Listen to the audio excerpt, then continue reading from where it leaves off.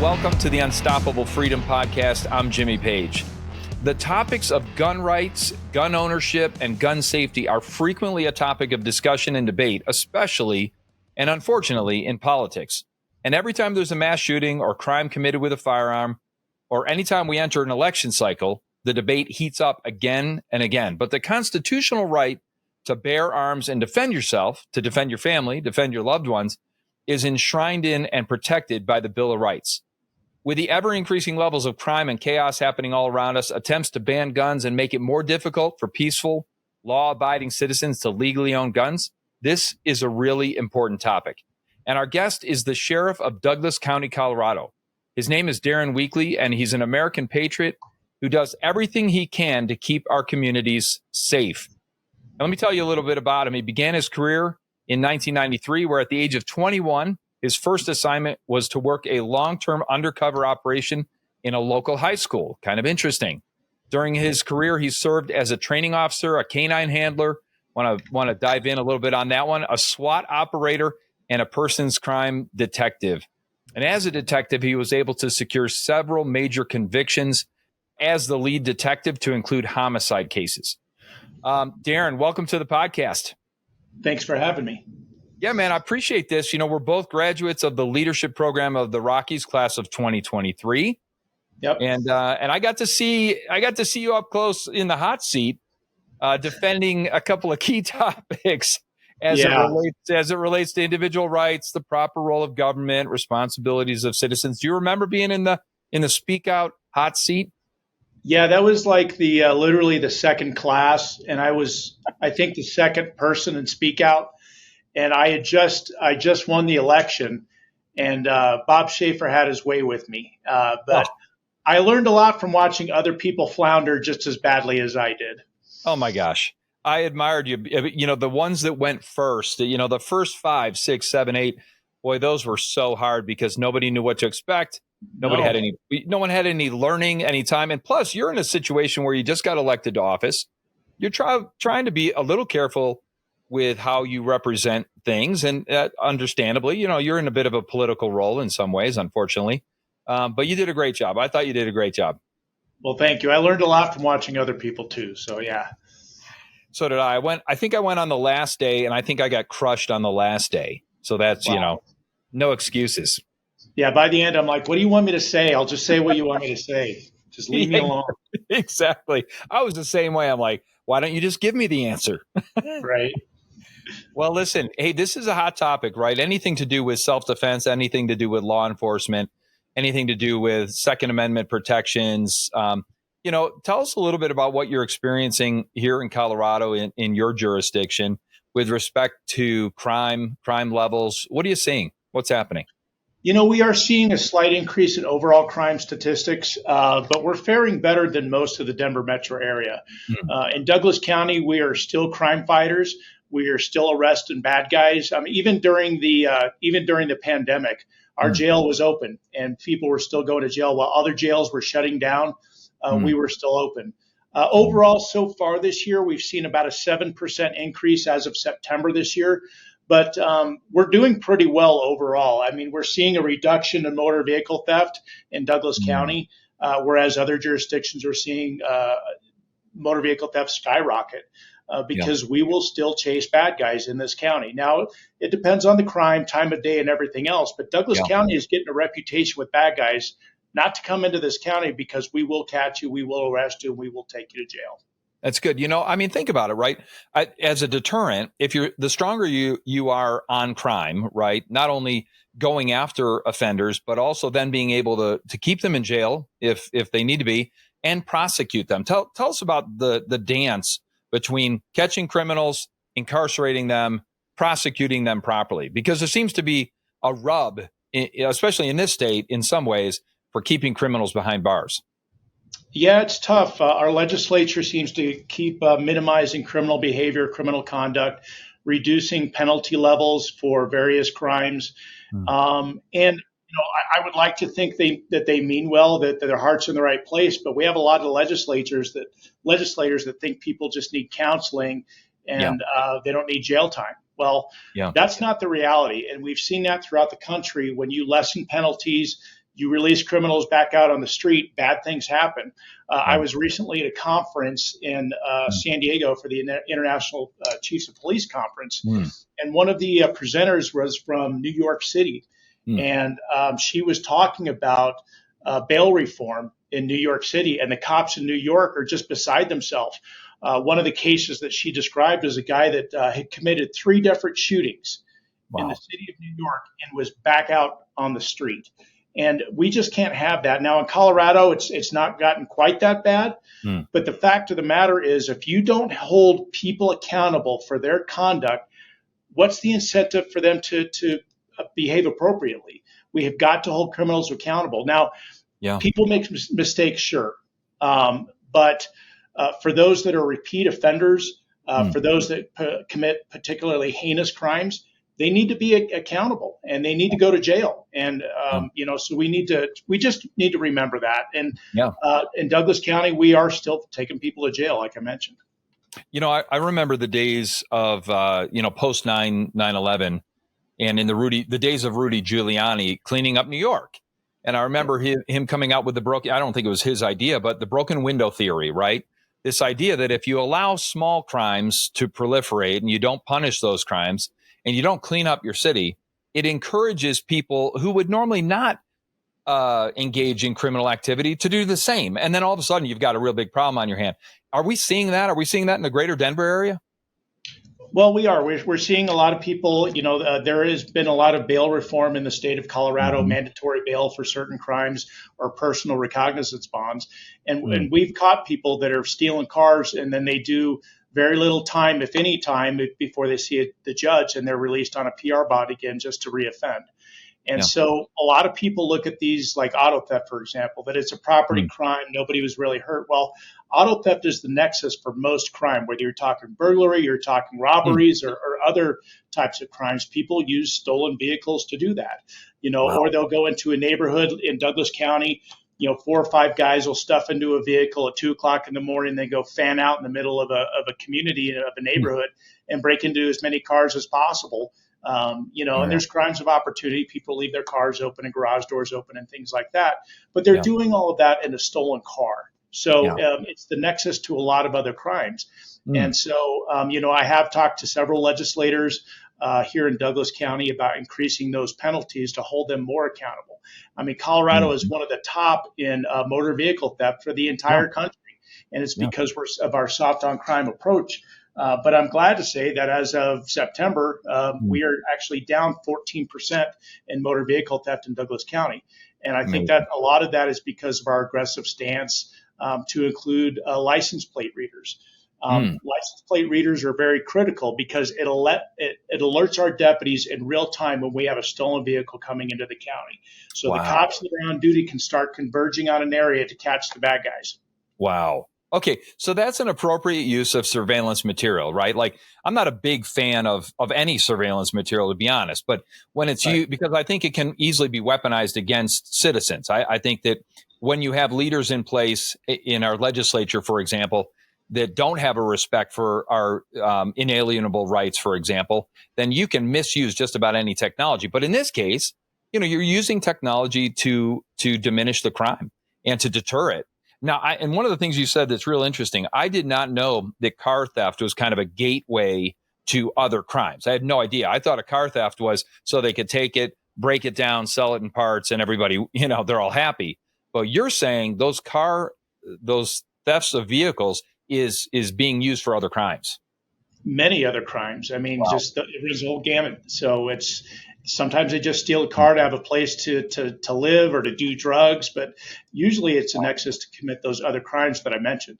People aren't doing those things in their own cars. Well, tell us about carjackings. This is something that we're seeing on social media a lot more. We're not seeing it on national news because they don't want to pretend that crime's increasing. But what about carjackings? What do people need to know how to protect themselves?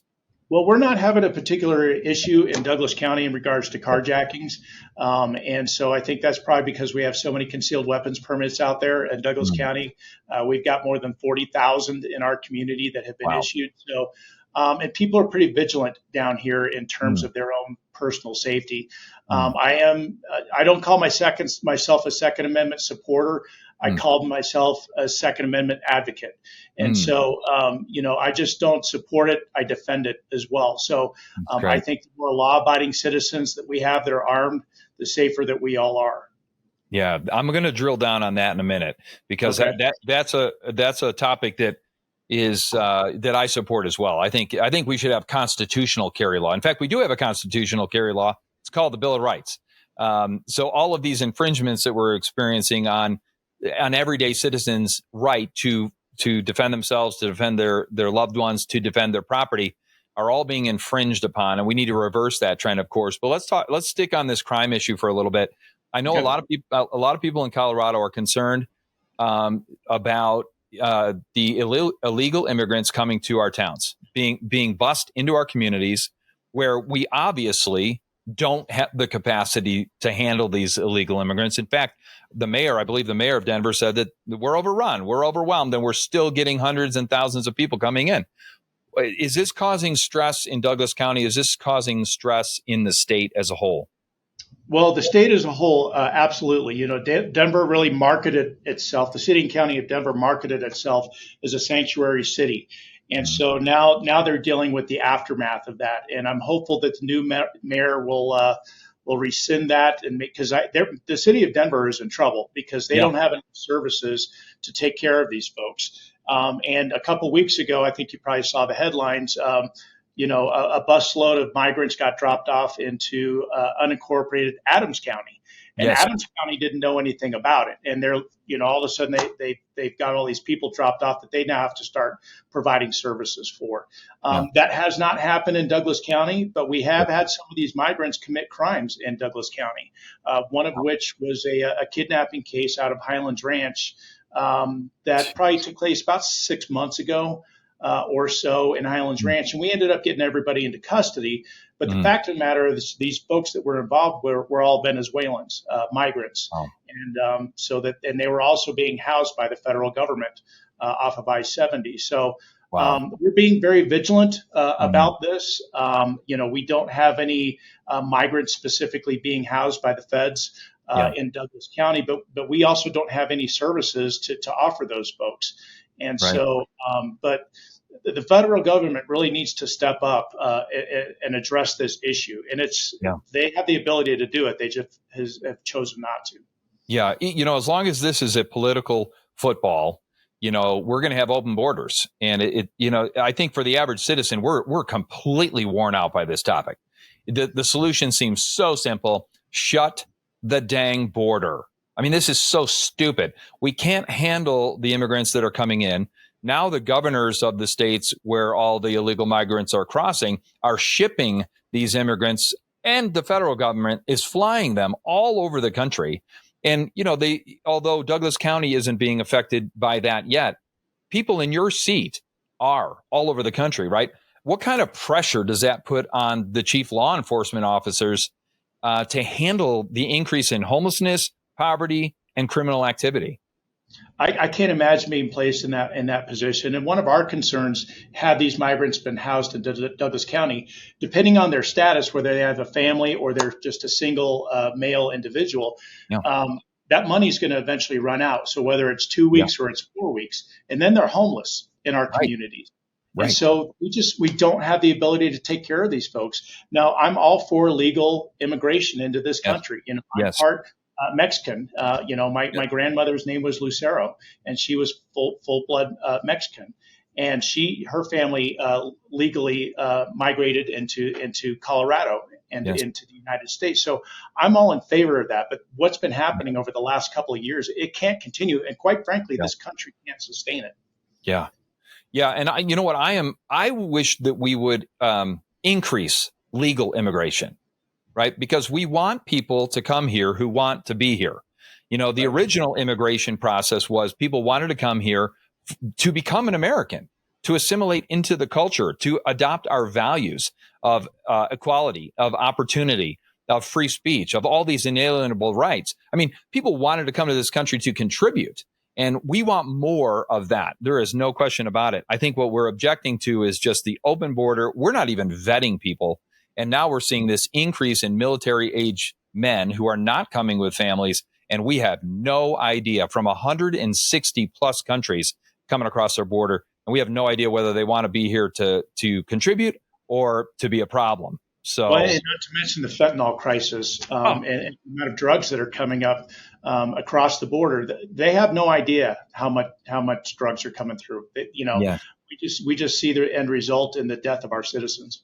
Yes. And so I'm assuming we're having that problem because I had J.J. Carell, a 24-year Border Patrol agent, on the show a handful of weeks ago. And he said this is a humanitarian crisis, the likes we've never seen before.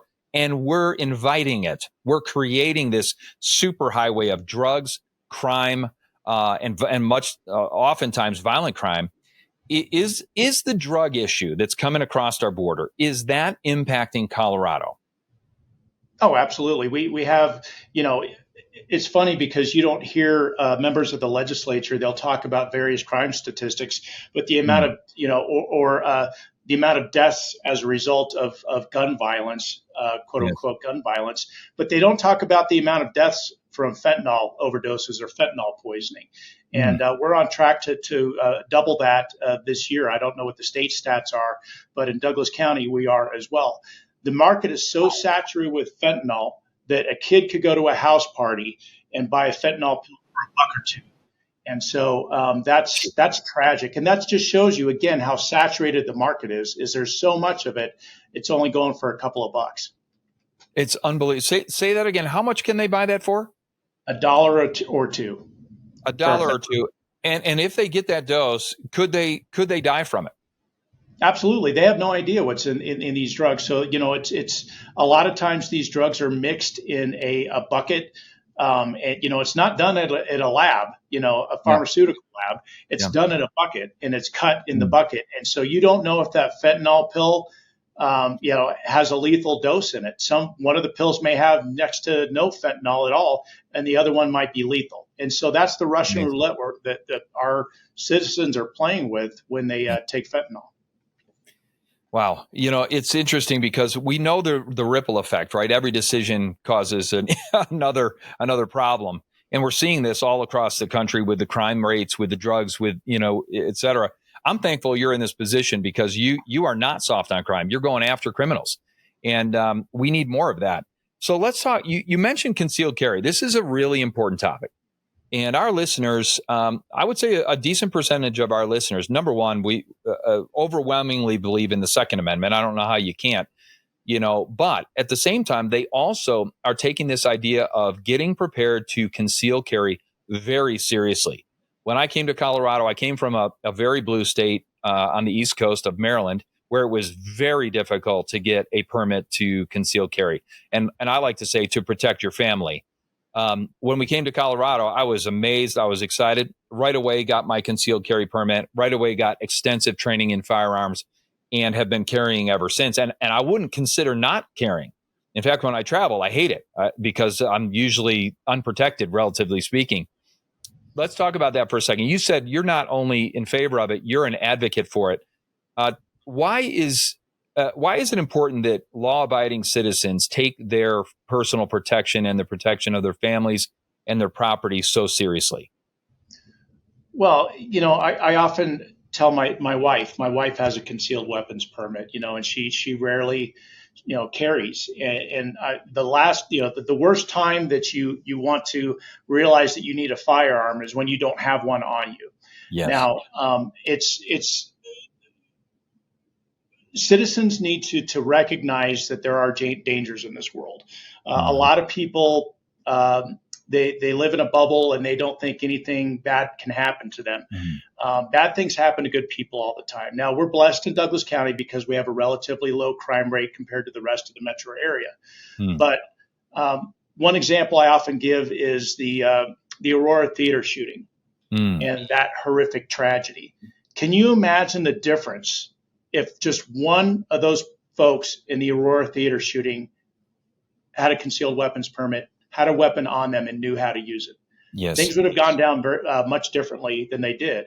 Yeah. But instead, that killer had the latitude to just continue to take lives. Mm. For every couple of seconds, lives were lost in that Yeah. tragedy.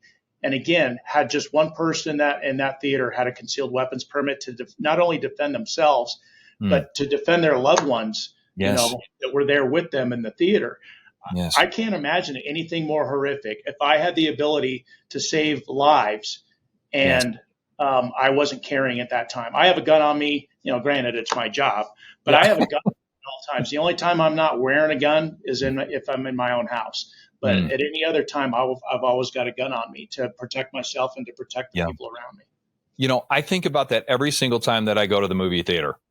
And, I think once you start, this is the beauty of once you start to get trained in proper use and safety of firearms. First of all, you're not afraid of them anymore. You do respect them in a whole different way because of the damage that they can do. But you're not afraid of them like you might be. And a lot of our listeners are probably afraid of them.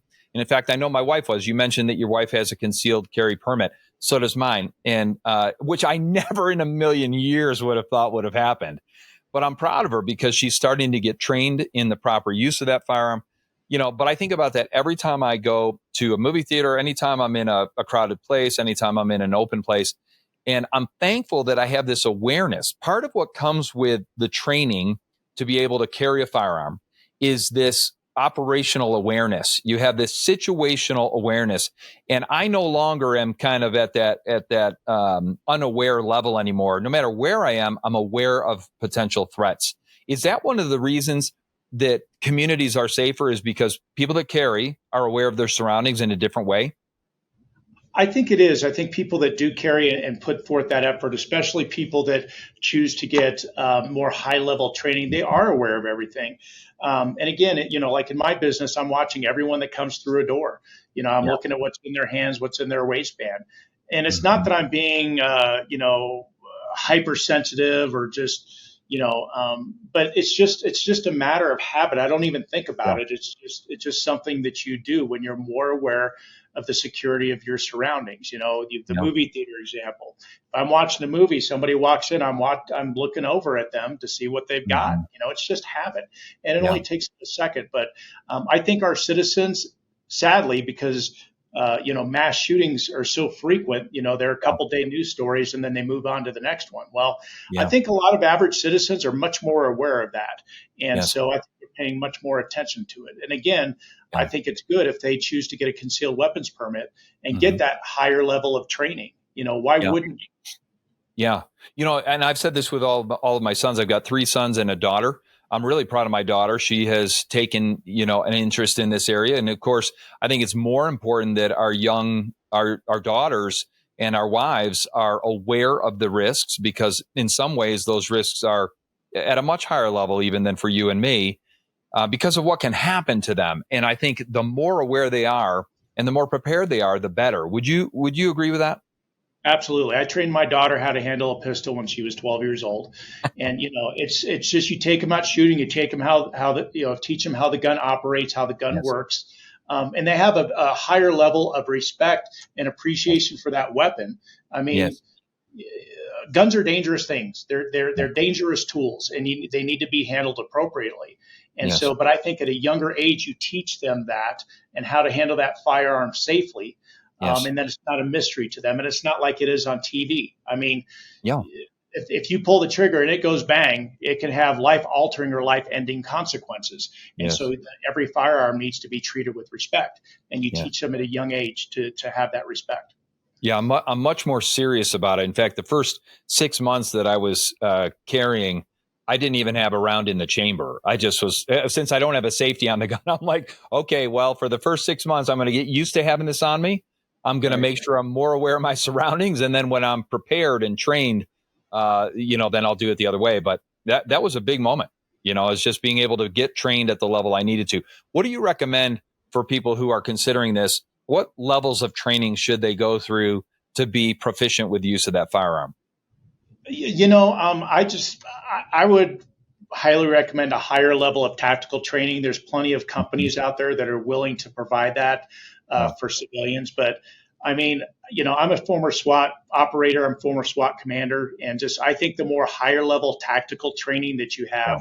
have, have an instructor to teach you how to move and shoot, so you're not just standing still and shooting at a paper target. Those Yeah. are the skills that you need in a real life, potential gun battle, Yeah. is to teach them those skills. And so it's to have a tactical instructor that can give them that higher level of training, I think is always good. Yeah. Yeah, I think so too. It's kind of like the importance, handling a firearm is kind of a similar way that you would treat riding a motorcycle. When I first got my first motorcycle, I was told, "Hey, ride scared." And for people that don't ride motorcycles, they don't understand that means that you have to be hyper aware of your surroundings and treat this as something that can have bad consequences if you lay it down. And the same is true with a firearm. You kind of got to carry that with a higher level of awareness and seriousness if you're going to carry it. You do, and you have to practice. It's a very perishable skill. When I was a SWAT operator, I'd shoot like once a week at least, and now I'm an administrator, so I only get out there a few times a year, and I'm not nearly as good as I used to be. So it's important to keep those skills sharpened and get out there, get to the range on a regular basis to keep those skills sharp. Yeah. Why? Listen, the police. Let's shift gears a little bit. The police profession has come under a lot of pressure, in my opinion, in a horrible way. Now, no profession is beyond scrutiny, and we want to make sure we're scrutinizing every profession. For example, almost 500,000 people every year die from medical accidents. Why aren't we talking about that? That's 10 times the number of deaths than from a firearm. And we want to hold people accountable for doing their job the right way. But we really want to value and support local police. I can't even imagine being in a situation where we're demonizing police, where we're devaluing them and we're defunding them. Why is it so important that the local community values and supports their local police? I think that defunding pendulum is already swinging the other way. I think people realize what a huge mistake it is. And I'll also say that in Douglas County, we feel very supported by our citizens, regardless of party affiliation. I've got people that are very left leaning that are coming up to me saying, "Hey, keep doing what you're doing," because people want to live in a safe community. They want their kids to go to safe schools, and they want to operate safe businesses. It's important. Cops need to be held accountable, no question about it. And I don't mind a higher level of scrutiny on law enforcement. We should be held to a high level. If you're a cop and you lie in the line of duty or you falsify a report, fired. You're fired, and you should probably be brought up on criminal charges. So I have no problem with that. But it's a very tough job that our men and women out there have to do. You have to be right all the time. And so people expect us to be everything from marriage counselors to auto repairmen to mental health counselors because of the type of calls that we respond to. When people don't know what to do, they call the police to come and sort out, whatever issue they're having. People will take decades to develop their problems and call us and expect us to fix it in 30 minutes. And so that's what we're here for. We're public servants. We're peace officers, and that's fine. But it's very critical that citizens support their local law enforcement. Yes, hold them accountable, but recognize what a tough job it is that they have to do. And people say this so often, it's almost a cliche. Well, cops go out there every single day and they put their lives on the line for people that they have never met. But that's very true. They do every single day. They have no idea if they're pulling somebody over for expired tag who just robbed a bank or just murdered their spouse or, has a warrant out for their arrest and they're not going back to jail. Every officer has no idea what's going to happen to them when their shift starts. And so the fact that they're willing to lay down their life for people that they never have met before is worthy of our respect and admiration. Yes, hold them accountable, but understand that they have a very tough job to do. And when people don't appreciate their law enforcement officers or we're demonized when we're trying to do the right thing, it's very disheartening. We've had a lot of people leave this business overall throughout the country. In Douglas County, we've had a few people leave this business, since 2020. But I've got a lot of cops that want to come work for me now because they are appreciated in our community. That makes a difference. I'm hiring Denver cops and Aurora cops who have much better pay and benefits. Wow. And they're coming to Douglas County because they're appreciated. They're appreciated by their citizens. They're appreciated by their administration, and we support them. It's amazing. Well, it's a testimony to your leadership too. And I think, it's interesting. I have a number of friends in law enforcement, former military, et cetera. And I remember one of them telling me that he was serving in downtown Baltimore. Now, Baltimore is a tough place. Baltimore, it's not really that unlike Aurora at this point, to be honest. But it's a tough place. And he said, no support of police in Baltimore, of course. They have an anti-police culture. Not all, of course. Many people support them. But he said to me that it was like a war zone. It was literally like a war zone, that you were being targeted from all directions, and you never knew who was going to be your friend or your foe. And he said after 6 months, he was worn out. He was demoralized just because of the environment of that. So I appreciate the job that you're doing. Are police increasingly being targeted? Maybe not in Douglas County, but are they being targeted? Is there a greater risk of that? I think that the violence throughout the country, we're seeing a lot more incidents of officers being ambushed throughout the country, just setting up the cop to be shot. There's calling in a fake call for service, or just, cops, working on a report in his or her car, and then they're ambushed or something like that. We're seeing a lot more violence like that throughout the country. Thank God, not as much of it here in Colorado or in Douglas County for that matter. But our cops on the street are very aware of it. There's a reason why we park the way that we do when we're writing reports and things like that. We do it for public safety, and we do it for our own safety. We never know when somebody who just wants to go kill a cop is going to approach. And we it's a very tough job. We're always on high alert that people want to kill us, but you can't come across that way with the general public. You have to approach the public as somebody that is not somebody to be feared. We don't want people to fear us, but trust me when I say that every good cop is vigilant about their own safety. Yeah, I believe that. What are the best ways that average citizens, and especially those that are prepared through concealed carry, et cetera, how can we support you in a practical way? When we're out in the community, obviously you can't be everywhere at all times. What are some of the best ways that we can support what you're doing? It's always good for citizens just to be good eyes and ears out there. I'm a law enforcement officer. I'm trained at a high tactical level. Depending on the scenario, I may not engage a bad guy depending on what the scenario is. If I'm in, I'm just giving an example. If I'm in the bank or, I'm at McDonald's or something like that, and some guy comes in to rob it, I may not engage him right there because I don't want innocent people to get hurt. But it's important for people to be our eyes and ears out there. Say something, call us if you see something illegal, you're a good witness. We need to have that. Now, again, I'm an advocate for people to carry and protect themselves and protect their family. But there's so many different variables in there when you should engage or not engage. And it's tough to give an answer like that. But if I'm out in the general public and, I'm off duty and something happens, I have to decide whether I'm going to engage that individual or not, or if I'm creating a higher risk to bystanders. Yeah. Because as you know, with your experience, if you fire that shot off, you're responsible for that shot wherever it ends up. So. Yeah. And as soon as I pull that firearm, I have a problem. I'm going to have to defend the fact that I pulled the firearm. Exactly. So, you've got to be able to do that, and again, with the training that you have, you know when an appropriate time is, but we've had people that have pulled firearms, during traffic altercations and stuff like that. Again, obviously not an appropriate use of that firearm.